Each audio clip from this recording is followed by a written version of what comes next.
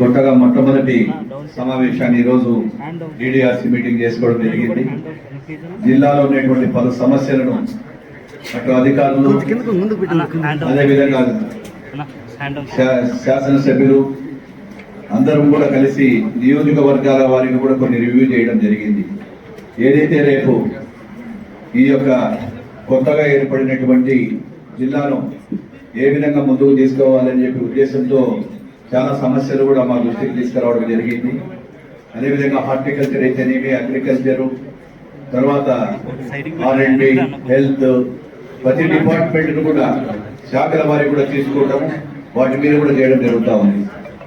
ఇక్కడ చెప్పేది ముఖ్యంగా ఏంటంటే, ఏదైతే ఈ హార్టికల్చర్ అనేది ఈ మదనపల్లె ఈ యొక్క జిల్లాలో ఎక్కువగా ఉంది కాబట్టి వారికి ఆర్థిక ప్రాధాన్యత ఇవ్వాలని చెప్పి గౌరవ ముఖ్యమంత్రి గారు కూడా మా జిల్లా రివ్యూ మీటింగ్ లో కూడా చెప్పి కొన్ని సూచనలు కూడా గౌరవ కలెక్టర్ గారికి ఇవ్వడం, వాటన్నిటిలో నోట్ చేసుకోవడం జరుగుతూ ఉంది. ముఖ్యంగా మామిడి పంట మీద కూడా ఏవైతే ప్లాస్టిక్ కవర్లు ఇవ్వడం వల్ల ఆ యొక్క కవర్ల వల్ల కూడా అధిక లాభాలు వస్తూ ఉన్నాయి, హీట్లు కూడా బాగా వస్తూ ఉంది అనే ఉద్దేశంతో కూడా ఇప్పుడు వారికి కూడా ఈ సూచనలు ఇవ్వడం జరిగింది. అదేవిధంగా ముఖ్యంగా ఏదైతే అన్నమయ్య జిల్లాలో ఈ యొక్క గ్రౌండ్ వాటర్ అంతా కూడా రాష్ట్రంలో మొట్టమొదటిసారిగా ఈ జిల్లాలో రాష్ట్రంలో ఉండేటువంటి నీటి నిల్వలు కూడా బాగా మంచి స్థాయికి పెరిగినాయని చెప్పి ఉద్దేశంగా చెప్పడంతో అసెంబ్లీ సాక్షిగానే ఈ యొక్క జిల్లా యంత్రాంగాన్ని కూడా కలెక్టర్ గారు అభినందనలు, మన యొక్క ముఖ్యమంత్రి గారు అభినందనలు చేశారు. ఒకసారిగా 2 సార్లు అసెంబ్లీలో ఈ విధంగా ఎగ్జాంపుల్ కూడా కేసు స్టడీ కింద తీసుకోండి. ఏదైతే అన్నమయ్య జిల్లాలో వాళ్ళు తీసుకునేటువంటి నిర్ణయాల వల్ల దాదాపుగా 300 కోట్ల రూపాయలు అనుకుంటాను నాకు తెలిసి.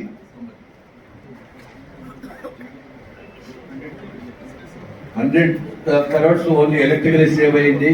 జీడీపీ వల్ల కూడా 1100 కోట్ల రూపాయలు వస్తాయని అసెంబ్లీ సాక్షిగా చెప్పినందుకు జిల్లా యంత్రాంగానికి కూడా మేము అందరం కూడా అభినందనలు తెలియజేస్తా ఉన్నాం, శుభాభినందనలు కూడా తెలియజేస్తా ఉన్నాం. అంటే ఒక ప్రభుత్వం పనిచేస్తే ఏ విధంగా ఉంటుందనేది ఈరోజు ఇవే ఎగ్జాంపుల్ గా తీసుకోవడం జరిగింది. అదేవిధంగా ఈరోజు మా ప్రభుత్వం వచ్చిన తర్వాత అటు స్వచ్ఛమం, అభివృద్ధి రెండింటిని కూడా సమానంగా తీసుకెళ్తా ఉన్నాము. ఏదైతే ఒక సంక్షేమంతోనే బాగుకాదు, అభివృద్ధి కూడా చేస్తేనే ఈ యొక్క జిల్లాలో అభివృద్ధి చెందుతాయనేటువంటి ఉద్దేశంతో ఆర్థికంగా ఎన్ని ఇబ్బందులు ఉన్నప్పటికీ ఈ రోజు R&D శాఖ కావచ్చు, PR కావచ్చు, హెల్త్ డిపార్ట్మెంట్ కావచ్చు, ప్రతి దాన్ని కూడా ఈ రోజు ముందుకు తీసుకెళ్లి పెండింగ్ లో ఉన్నటువంటి పనులన్నీ కూడా తీసుకెళ్తా ఉన్నాం. ఈ రోజు ముఖ్యంగా కూడా రాయలసీమ గురించి ఈ రోజు వైఎస్ఆర్ పార్టీ నాయకులు మాట్లాడుతూ ఉన్నారు ఏం చేశారని. ఈ రోజు ఛాలెంజ్ చేస్తా ఉన్నాం, మీరు రాయలసీమలో గత 20 ఏళ్ళు కాదు 40 ఏళ్ళ హిస్టరీ చూసుకుందాం.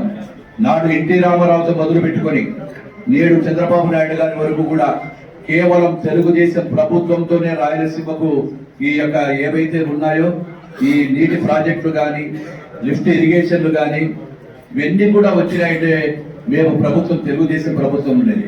1-2 వారు చేసినప్పుడు కాంగ్రెస్ ప్రభుత్వంలో చేస్తే ఆ కాంగ్రెస్ ప్రభుత్వంలో చేసినవి కూడా కేవలం డబ్బులు ఆదాయం కోసం మాత్రమే చేసి రాయలసీమకు నిర్లక్ష్యం చేయడం జరిగింది.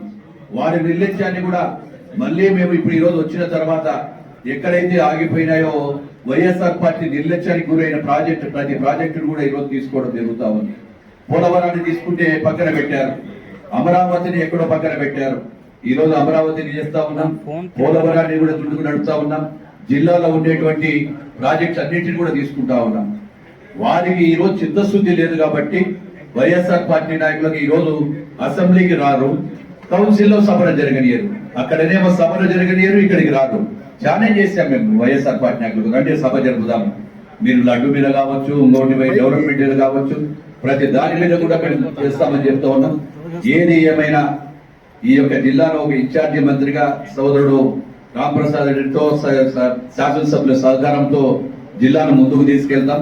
ఏవైతే అధికారులు కూడా మంచి అధికారులు వచ్చారో వాళ్ళందరి సహాయ సహకారాలతో జిల్లాను ముందుకు తీసుకెళ్లి పెండింగ్ ఉండేటువంటి కంప్లీట్ గా పెండింగ్ ఉండే ఇష్యూస్ అన్ని కూడా గౌరవ ముఖ్యమంత్రి గారు దృష్టిలో పెట్టి ముందుకు తీసుకెళ్తామని చెప్పి మీకు అందరికీ కూడా తెలియజేస్తాము. Thank you.